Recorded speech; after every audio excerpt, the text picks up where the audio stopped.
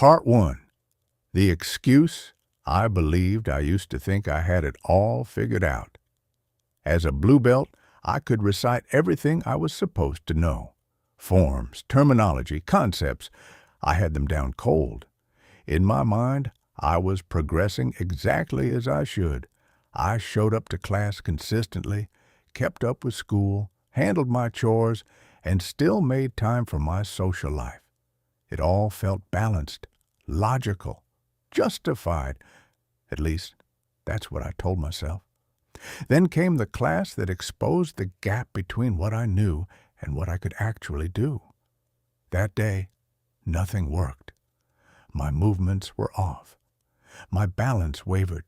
My endurance collapsed faster than I expected. Every misstep felt amplified under the watchful eyes of my classmates. Embarrassment crept in, tightening its grip with every failed attempt. My instructor noticed. "Mr. Hout," he said calmly, "are you practicing?" The question felt simple, but it landed heavy. "No, sir," I answered. "I just don't have time." I believed that completely.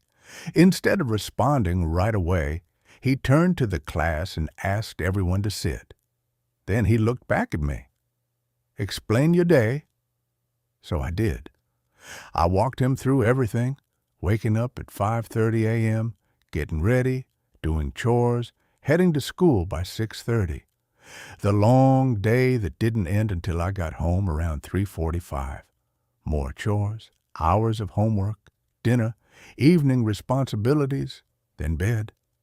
5 days a week, the same cycle. When I finished, I felt confident. Certain he would understand, certain he would agree that there simply wasn't time left. He nodded, listening carefully. Then he asked one question. "How long do you spend traveling to and from school?" "About an hour total," I said. He paused, then broke it down. "So, 30 minutes each way. Fair?" Yes, sir." I still didn't see where this was going. A moment later, I did. "Everyone, to the wall! Wallsit!" The room filled with groans.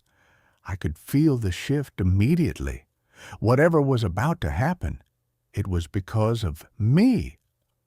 "Hold this position for 30 minutes, he instructed. Then he turned to me. "Mr. Hout, you will recite all your material." 30 minutes. It didn't sound long until you're in a wall sit. The first few minutes were manageable.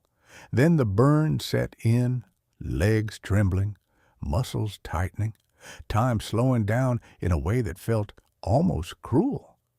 My voice carried on, repeating what I had memorized so well, but my body was unraveling beneath me. Minute by minute, the discomfort turned into pain. The pain turned into exhaustion.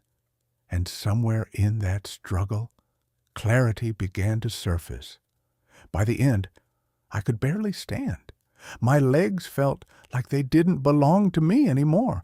I wasn't thinking about balance or endurance or even taekwondo. I was questioning everything. Why had he done this? Why make a point like this? Then he explained.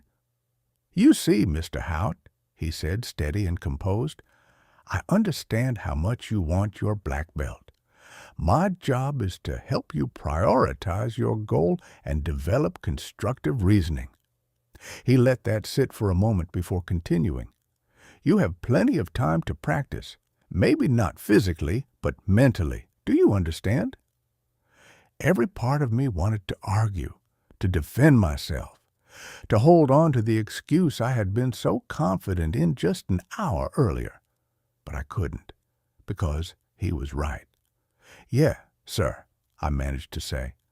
That class stayed with me, not because it was uncomfortable, not because I did or did not perform well, but because it forced me to confront something I had been avoiding.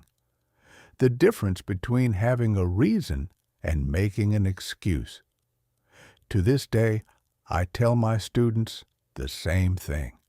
The classes you remember aren't the easy ones. They're the ones that push you to your limit, the ones where you struggle, the ones that expose the truth you didn't want to see. Those are the lessons that last.